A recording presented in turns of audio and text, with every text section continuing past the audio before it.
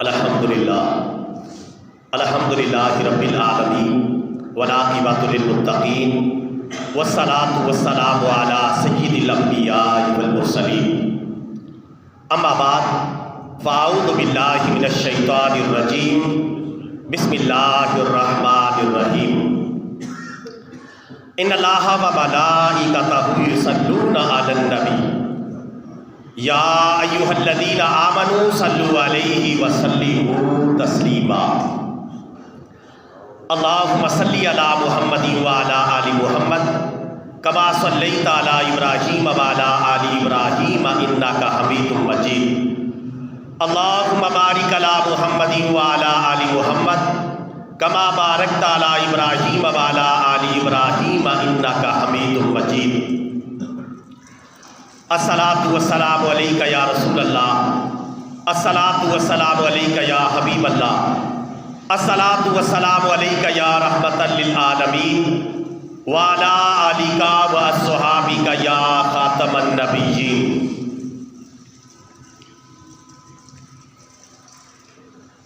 واجب الاحترام برادران اسلام، جملہ تعریفیں اللہ رب العالمین عز و جل کے لیے جس نے بلا شرکت غیر پوری کائنات کو وجود عطا فرمایا، اور درود لامحدود اور سلام بے شمار ہمارے پیارے نبی، ہمارے پیارے آقا جناب رسول اللہ صلی اللہ علیہ وسلم کی ذات گرامی پر کہ جنہوں نے دنیا میں تشریف لا کر حق کا بول بالا فرمایا۔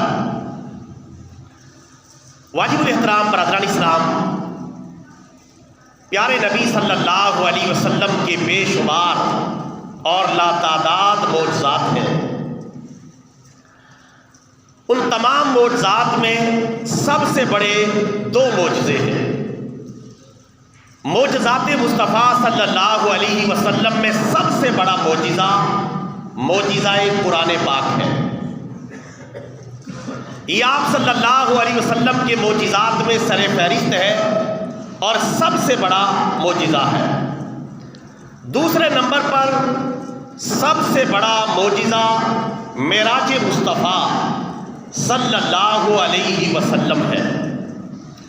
چونکہ یہ رجب المرجب کا مہینہ چل رہا ہے، 26 اور 27 رجب المرجب کی درمیانی رات کو ہمارے پیارے نبی صلی اللہ علیہ وسلم کو اللہ تعالیٰ نے رتبہ معراج عطا فرمایا ہے۔ اسی مناسبت سے میں آج کی گفتگو کو فوکس کروں گا۔ اللہ تعالیٰ قرآن و سنت کی روشنی میں مجھے حق سچ بیان کرنے کی توفیق عطا فرمائے، اور ہم سب کو اپنے پیارے آقا صلی اللہ علیہ وسلم کی سچی پکی محبت، غلامی اور اطاعت نصیب فرمائے۔ برادران اسلام، پیارے آقا صلی اللہ علیہ وسلم کا سب سے بڑا معجزہ کون سا ہے؟ قرآن پاک۔ اور یہ ایک ایسا معجزہ ہے کہ 1500 سال گزر گئے ہیں، لیکن دنیا اس معجزے کا متبادل نہیں لا سکی۔ اور قرآن پاک میں 5 جگہ پر چیلنج کیا گیا ہے، پوری دنیا کو للکارا گیا ہے، پوری دنیا کو چیلنج کیا گیا ہے، اگر کسی میں ہمت ہے تو اس طرح کی کتاب لے کر آئے۔ لیکن دنیا کہاں سے کہاں پہنچ گئی، جدید ترین ٹیکنالوجی کے اندر، لیکن قرآن پاک کا مد مقابل نعم البدل نہ لانا ممکن تھا، نہ قیامت تک لایا جا سکے گا۔ قرآن پاک ایک ایسا معجزہ ہے، اس میں 5 مرتبہ چیلنج دیا گیا ہے کہ اس جیسی کتاب بنا کر لے آؤ، اس جیسی 10 صورتیں بنا کر لے آؤ۔ پھر اسی چیلنج کو دہرایا ایک اور مقام پر کہ اس جیسی 10 صورتیں بنا کر لے آؤ۔ پھر چوتھا چیلنج دیا گیا کہ اس جیسی 1 صورت بنا کر لے آؤ۔ پھر 5واں چیلنج دیا گیا، چلو اس جیسی کتاب بنا کر نہیں لا سکتے، اس جیسی 10 صورتیں بنا کر نہیں لا سکتے، اس جیسی 1 صورت بنا کر نہیں لا سکتے، چلو اس جیسی 1 آیت ہی بنا کر لے آؤ۔ 1500 سال سے یہ چیلنج پوری دنیا کے سامنے موجود ہے، لیکن دنیا اس دنیاوی اعتبار سے کتنی ترقی کر چکی ہے، لیکن اس چیلنج کا کوئی مقابلہ نہ کر سکا ہے نہ کر سکے گا، چونکہ یہ اللہ تعالیٰ کا عطا کردہ معجزہ ہے اور معجزہ مصطفیٰ صلی اللہ علیہ وسلم ہے، اس لیے اس کا مقابلہ کرنا ممکن نہیں ہے۔ اللہ تعالیٰ ہمیں قرآن پاک کی قدر کرنے کی توفیق عطا فرمائے اور اسے سمجھ کر پڑھنے اور اس پر عمل کرنے کی توفیق عطا فرمائے۔ پیارے آقا صلی اللہ علیہ وسلم کا دوسرا بڑا معجزہ معراج مصطفیٰ صلی اللہ علیہ وسلم ہے، جس میں آقا علیہ السلام نے مسجد حرام سے لے کر مسجد اقصیٰ تک سیر کی، اور اس کے بعد مسجد اقصیٰ سے لے کر پہلے آسمان تک، پھر دوسرے تک، پھر تیسرے، چوتھے، پانچویں، چھٹے، ساتویں تک سیر کی۔ اس کے بعد لامکان تک پہنچے اور اللہ تعالیٰ سے ملاقات کا اور دیدار کا شرف حاصل کیا۔ پیارے آقا صلی اللہ علیہ وسلم کا یہ معجزہ ہے۔ سائنس یہاں دنگ ہے اور سائنس کے پاس کوئی جواب نہیں ہے۔ سائنس کہتی ہے کہ ہم یہاں تک پہنچ کے اتنی ترقی کر لی، اور چاند پر جانے کے زیادہ سے زیادہ جھوٹے دعوے کیے گئے ہیں جن کا بھی کوئی سر پیر نہیں ہے، جھوٹے دعوے کیے گئے۔ دنیا اتنے دعوے کرنے کے باوجود ابھی پہلے آسمان تک صحیح رسائی حاصل نہیں کر سکی، تو ہمارے پیارے آقا تو وہ ہیں جو ساتوں آسمانوں کو پیچھے چھوڑ کر اس سے بھی آگے نکل گئے۔ یہ بہت بڑا معجزہ ہے، معجزہ معراج مصطفیٰ صلی اللہ علیہ وسلم۔ آقا علیہ السلام کا یہ معجزہ ساری دنیا پر آپ کی برتری، آپ کی فضیلت، آپ کی شان، آپ کی عظمت اور آپ کے مقام و مرتبہ کو بیان کرتا رہے گا۔ اور یہ معجزہ اللہ تعالیٰ نے آپ کو کروایا اور اپنی شان اور قدرت کے ذریعے یہ معجزہ کروایا، کیونکہ اللہ تعالیٰ تمام قدرتوں اور تمام چیزوں کا مالک ہے۔ واقعہ معراج کے حوالے سے قرآن پاک میں جو اللہ تعالیٰ نے ذکر کیا ہے، دو جگہ پر خصوصی ذکر ہوا ہے۔ ایک وہ مقام ہے جہاں مسجد حرام سے لے کر مسجد اقصیٰ تک کا ذکر ہے، اور دوسرا وہ مقام ہے جس میں اللہ تعالیٰ سے ملاقات کا اور قرب کا اور اللہ تعالیٰ سے جو ہے آمنے سامنے ہونے کا بیان موجود ہے۔ اس لیے آقا علیہ السلام کا یہ معجزہ بھی شاندار معجزہ ہے۔ کسی نے بڑی پیاری بات کی ہے، شاعر نے بڑا پیارا نقشہ کھینچا ہے کہ قرب موسیٰ اور ہے، قرب آقا اور ہے، قرب موسیٰ اور ہے، قرب آقا اور ہے، قرب مولا اور ہے، تجلی تجلا اور ہے، واقعہ طور و معراج سے ملا ہے یہ سبق، اپنا جانا اور ہے، ان کا بلانا اور ہے۔ اور فرمایا عرش سے نور چلا اور حرم تک پہنچا، سلسلہ میرے گناہوں کا تیرے کرم تک پہنچا، اور تیری معراج کہ تو لوح و قلم تک پہنچا، میری معراج کہ میں تیرے قدم تک پہنچا۔ اور اقبال کہتا ہے سبق ملا ہے یہ معراج مصطفیٰ سے مجھے، عالم بشریت کی زد میں ہے کر دوں، یعنی مجھے یہ معراج مصطفیٰ سے سبق ملا ہے، لیسن ملا ہے کہ اگر یہ کائنات، اگر یہ عالم بشریت نبی پاک کی پیروی کرے تو یہ پیروی کرتے کرتے یہ آسمان کی بلندیوں تک پہنچ سکتی ہے، لیکن شرط یہ ہے کہ پیارے نبی صلی اللہ علیہ وسلم کی پیروی کرے اور آپ صلی اللہ علیہ وسلم کی اطاعت کرے اور آپ کے معجزہ معراج مصطفیٰ کی عظمت کا اقرار کرے۔ اللہ تبارک و تعالیٰ نے یہ جو معجزہ عطا کیا اس کے دو حصے ہیں، ایک ہے اسراء اور ایک ہے معراج۔ اسراء اس معراج کے حصے کو کہا جاتا ہے جو مسجد حرام سے لے کر مسجد اقصیٰ تک ہے، جس کا ذکر 15ویں سپارے کی پہلی آیت میں ہے، اور معراج کہا جاتا ہے مسجد اقصیٰ سے لے کر پہلے آسمان تک اور پھر سارے آسمان کو کراس کر کے سدرۃ المنتہا کو بھی کراس کر کے اللہ تعالیٰ کی بارگاہ خاص میں پہنچنا، اللہ تعالیٰ سے ملاقات کرنا اور اللہ تعالیٰ سے تحفے وصول کرنا، اس کو کہا جاتا ہے معراج۔ میں قرآن پاک کی آیت پڑھ کے آپ کو مزید جو ہے اس کی وضاحت کرتا ہوں۔ 15ویں سپارے میں اللہ تبارک و تعالیٰ نے اسراء کا ذکر کیا ہے، یعنی خانہ کعبہ سے لے کر مسجد اقصیٰ تک کا جو ذکر ہے یہاں موجود ہے۔ خانہ کعبہ کہاں ہے؟ مکہ مکرمہ میں، اور مسجد اقصیٰ کہاں ہے؟ فلسطین میں۔ کہاں ہے بولو؟ فلسطین میں۔ بڑا فاصلہ ہے دونوں کے درمیان۔ اللہ تعالیٰ قرآن پاک میں ارشاد فرماتا ہے، پارہ نمبر 15 کی پہلی آیت ہے، سبحان الذی اسریٰ بعبدہ لیلا من المسجد الحرام الی المسجد الاقصی الذی بارکنا حولہ لنریہ من آیاتنا انہ هو السمیع البصیر۔ اس آیت کریمہ کا ترجمہ ہے پاک ہے وہ ذات جس نے اپنے بندے کو سیر کروائی مسجد حرام سے لے کر مسجد اقصی تک، وہ مسجد اقصی جس کے گردا گرد ہم نے برکتیں رکھی ہیں، اور یہ سیر ہم نے اس لیے کروائی تاکہ ہم اپنے بندہ خاص کو اپنی قدرت کی نشانیاں دکھائیں، اور بے شک وہ سننے والا اور دیکھنے والا ہے۔ یعنی اب کوئی اعتراض نہیں کر سکتا کہ یہ سیر کیسے ہو گئی، آنن فانن یہ کیسے ممکن ہو گیا، سیکنڈوں کے اندر یہ کیسے ممکن ہو گیا، آسمان کے دروازے کیسے کھل گئے، کیسے کھلوا لیے گئے، اور یہ پلک جھپکنے میں یہ سیر کا سفر کیسے مکمل ہو گیا۔ اللہ نے شروع میں ہی وہ لفظ بول دیا ہے جس کے ساتھ سارے اعتراضات ختم ہو گئے، فرمایا سبحان الذی، پاک ہے وہ ذات، یعنی اللہ کی ذات پاک ہے ہر بے بسی سے، ہر بے کسی سے، ہر بے طاقتی سے، ہر کمزوری سے، وہ ذات پاک ہے جس نے اپنے بندے کو سیر کروائی ہے۔ تو جب وہ ساری قدرتوں کا مالک ہے تو اب اعتراض نبی پاک صلی اللہ علیہ وسلم پر نہیں ہوگا، اعتراض اللہ کی ذات پر ہوگا، اور جو اللہ تعالیٰ کی ذات پر اعتراض کرے اس کا ٹھکانہ جہنم ہے، کیونکہ اللہ تعالیٰ تو ساری قدرتوں کا مالک ہے۔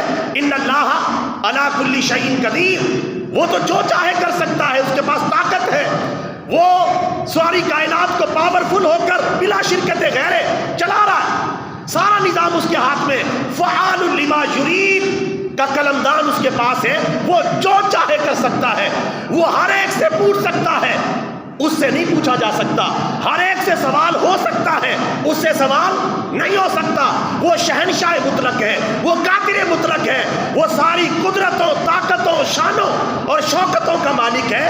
اللہ فرماتا ہے ہم نے اپنے بندے کو یہ سیر کروائی، تو سارے اعتراضات ختم ہو گئے، اور یہ ذکر ہے مسجد حرام سے لے کر مسجد اقصی تک کا۔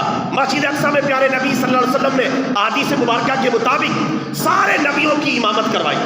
اللہ تبارک و تعالیٰ نے روحانی طور پر سارے انبیاء کو مسجد اقصی کے اندر آمینہ کا لال کا جو ہے مقتدی بنا کر کھڑا کر دیا، آمینہ کے لال کو مقتدا اور امام بنا کر مصلی امامت میں کھڑا کر دیا۔ کسی نے کیا خوب کہا ہے، نام نبیوں کے بے شک بڑے ہیں، عظمتوں کے نگینے جڑے ہیں، مقتدی بن کے پیچھے کھڑے ہیں وہ جو پہلے سے آئے ہوئے۔ اللہ تبارک و تعالیٰ نے امام الانبیاء کا تاج آپ کے سر پہ سجا دیا، وہ نبیوں میں نبی ایسے کہ امام الانبیاء ٹھہرے، وہ حسینوں میں حسین ایسے کہ محبوب خدا ٹھہرے۔ اللہ تعالیٰ نے یہ مقام آپ کو معراج کی رات مسجد اقصی کے اندر مصلی امامت میں کھڑا کر کے اور سارے نبیوں کو آپ کا مقتدی بنا کر عطا فرما دیا۔ وہاں سے پھر سلسلہ آگے چلا، براق کے ذریعے سفر شروع ہوا، اور پھر وہاں سے نورانی سیڑھی لائی گئی، بچھائی گئی، جس کی کیفیت اللہ تعالیٰ جانتا ہے یا اللہ کا پیارا محبوب صلی اللہ علیہ وسلم جانتے ہیں، اور پھر اس کے ذریعے فرشتوں کے جھرمٹ میں حضرت جبریل کی قیادت میں یہ سفر شروع ہوا پہلے آسمان کی طرف۔ پہلے آسمان کی طرف یہ سفر شروع ہوا، پہلے آسمان پر آپ صلی اللہ علیہ وسلم پہنچے تو وہاں فرشتوں نے دروازہ کھولا اور دروازہ بجایا گیا۔ انہوں نے پوچھا کون ہے؟ حضرت جبریل نے بتایا کہ میں ہوں اور میرے ساتھ محمد مصطفیٰ صلی اللہ علیہ وسلم ہے۔ مسلم شریف کی حدیث میں ہے کہ فرشتوں نے کہا کہ دروازے کھول دیے گئے، ہم تو انہی کا انتظار کر رہے تھے، انہی کا انتظار ہو رہا تھا، دروازے کھول دیے گئے اور آپ پہلے آسمان سے اوپر چلے گئے، اور وہاں آپ کی حضرت آدم علیہ السلام سے ملاقات ہوئی۔ کن سے ملاقات ہوئی؟ حضرت آدم علیہ السلام سے ملاقات ہوئی۔ مسلم شریف کی حدیث مبارکہ ہے، پہلے آسمان پر حضرت آدم علیہ السلام آپ کا استقبال کرنے کے لیے موجود ہیں۔ آپ نے پرواز کی، پھر دوسرے آسمان کی طرف، دوسرے آسمان کا دروازہ کھلوایا گیا اور آپ کو پورا پروٹوکول دیا گیا، پورا اعزاز دیا گیا، فرشتوں سے آپ کا استقبال کروایا گیا، نبی کو آپ کا استقبالیہ بنا کے کھڑا کیا گیا۔ کائنات میں ایسا پروٹوکول، ایسا اعزاز نہ کسی کو ملا ہے، نہ مل سکتا ہے، نہ قیامت تک جو ہے اس کے ملنے کا کوئی امکان باقی رہا ہے۔ یہ آپ کو اللہ تعالیٰ نے اتنا عظیم پروٹوکول عطا فرمایا ہے۔ نبی آپ کا استقبال کر رہے ہیں، فرشتے آپ کا استقبال کر رہے ہیں، ساتوں آسمانوں پر آپ کا انتظار ہو رہا ہے، اور اللہ تبارک و تعالیٰ کی ذات اپنے دیدار اور اپنی ملاقات کے لیے آپ کو مدعو کر رہی ہے۔ دوسرے آسمان پر پہنچے، حضرت عیسیٰ علیہ السلام اور حضرت یحییٰ علیہ السلام آپ کا استقبال کرنے کے لیے موجود ہیں۔ انہوں نے پیارے بھائی اور پیارے نبی کہہ کر آپ کا استقبال کیا۔ پھر آپ تیسرے آسمان کی طرف بڑھے، وہاں حضرت یوسف علیہ السلام آپ کا استقبال کرنے کے لیے موجود ہیں۔ انہوں نے پیارے بھائی اور پیارے نبی کہہ کے جی آیا نو، خوش آمدید، مرحبا کہہ کے ویلکم کیا، رسول پاک سے ملاقات کی۔ پھر آپ چوتھے آسمان کی طرف گئے، چوتھے آسمان پر حضرت ادریس علیہ السلام آپ سے ملاقات کرنے کے لیے اور آپ کا استقبال کرنے کے لیے موجود ہیں۔ پھر پانچویں آسمان کی طرف آپ کی پرواز ہوئی، پانچویں آسمان پر حضرت ہارون علیہ السلام آپ کا استقبال کرنے کے لیے موجود ہیں۔ انہوں نے بھی پیارے بھائی پیارے نبی جی آیا نو، مرحبا، خوش آمدید کہہ کے آپ کو ویلکم کیا، آپ کا استقبال کیا اور وہاں آپ نے ان سے ملاقات کی۔ پھر آپ نے چھٹے آسمان کی طرف پرواز کی، فرشتوں کے جھرمٹ میں یہ پرواز ہو رہی ہے، جبریل کی قیادت میں یہ پرواز ہو رہی ہے۔ چھٹے آسمان پر پہنچے، دروازہ کھلوایا گیا، دروازہ کھول دیا گیا اور وہاں حضرت موسیٰ علیہ السلام آپ کا استقبال کرنے کے لیے موجود ہے۔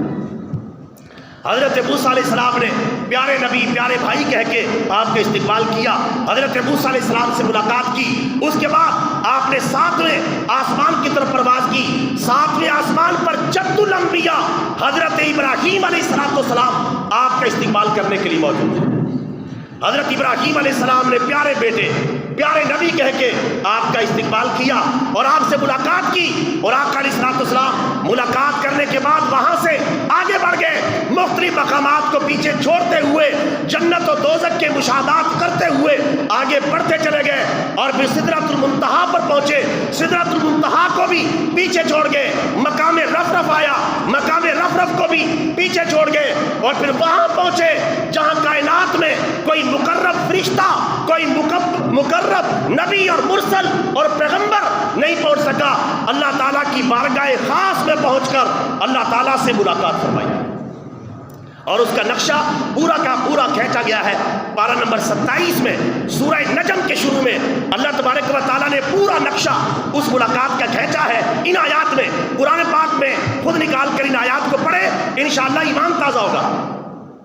وہ آیات یہ ہے، وَالنَّجْمِ إِذَا هَوَىٰ مَا ضَلَّ صَاحِبُكُمْ وَمَا غَوَىٰ وَمَا يَنطِقُ عَنِ الْهَوَىٰ إِنْ هُوَ إِلَّا وَحْيٌ يُوحَىٰ عَلَّمَهُ شَدِيدُ الْقُوَىٰ ذُو مِرَّةٍ فَاسْتَوَىٰ وَهُوَ بِالْأُفُقِ الْأَعْلَىٰ ثُمَّ دَنَا فَتَدَلَّىٰ فَكَانَ قَابَ قَوْسَيْنِ أَوْ أَدْنَىٰ فَأَوْحَىٰ إِلَىٰ عَبْدِهِ مَا أَوْحَىٰ مَا كَذَبَ الْفُؤَادُ مَا رَأَىٰ أَفَتُمَارُونَهُ عَلَىٰ مَا يَرَىٰ وَلَقَدْ رَآهُ نَزْلَةً أُخْرَىٰ عند سدرۃ المنتہا عندها جنت الماوى اذ یغشی السدرۃ ما یغشی ما زاغ البصر وما طغى لقد رأى من آیات ربہ الکبریٰ۔ ان آیات میں اس پوری ملاقات کی تفصیل موجود ہے کہ آپ صلی اللہ علیہ وسلم مقام خاص تک پہنچے، کعبہ قوسین تک پہنچے، او ادنا کے مقام تک پہنچے اور اللہ تعالیٰ نے پھر جو کچھ بھی آپ کو عطا کرنا تھا وہ عطا کر دیا، جس سے نوازنا تھا نواز دیا، بے شمار تحفے تحائف آپ کو دیے گئے اور معراج کی رات ہی 5 نمازوں کا تحفہ دیا گیا۔ معراج کی رات خصوصی طور پہ جو تحفے دیے گئے وہ 3 ہیں، باقی اور بہت زیادہ ہیں، کچھ ایسے ہیں جو بتا دیے گئے اور کچھ ایسے ہیں جو اللہ اور اس کے رسول کے درمیان راز ہیں۔ 3 مرکزی تحفے جن کا حدیث میں ذکر آیا، ایک تحفہ نماز کا، یہ سب سے مرکزی تحفہ ہے معراج کا، اس لیے کہا جاتا ہے الصلاۃ معراج المومنین، نماز مومنوں کی معراج ہے۔ جس طرح ہمارے پیارے نبی کا یہ سفر کرنا معراج ہے، اس طرح ایک مسلمان جب نماز پڑھتا ہے اللہ تعالیٰ کے سامنے جھکتا ہے، وہ بھی اللہ تعالیٰ کی معراج کا شرف حاصل کر رہا ہوتا ہے۔ الصلاۃ معراج المومنین یعنی اللہ تعالیٰ سے گویا کہ ملاقات کر رہا ہوتا ہے نمازی، اور اصلی ملاقات اس کی ہوگی جنت میں جا کے، جب اللہ تعالیٰ کا دیدار کرنا ممکن ہو جائے گا، اللہ تعالیٰ سے باتیں کرنا ممکن ہو جائے گا، اللہ تعالیٰ کو آمنے سامنے دیکھنا ممکن ہو جائے گا۔ لیکن دنیا میں یہ ممکن نہیں، کیونکہ دنیا کی آنکھیں اس کا تحمل نہیں کر سکتی۔ حضرت موسیٰ علیہ السلام جیسے جلیل القدر پیغمبر کی آنکھیں جب اس کا تحمل نہیں کر سکتی، کسی اور کی آنکھیں کیا تحمل کریں گی؟ اس لیے اللہ قرآن پاک میں فرماتا ہے لا تدرکہ الابصار وہو یدرک الابصار وہو اللطیف الخبیر۔ اللہ تعالیٰ آنکھوں کو گھیر لیتا ہے، آنکھیں اللہ تعالیٰ کو گھیر نہیں سکتی۔ ہماری آنکھیں محدود ہیں، ان کی قوت باصرہ محدود ہے۔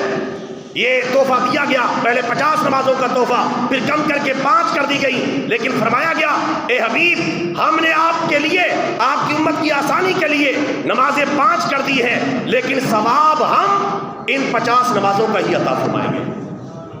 یہ تحفہ دیا گیا۔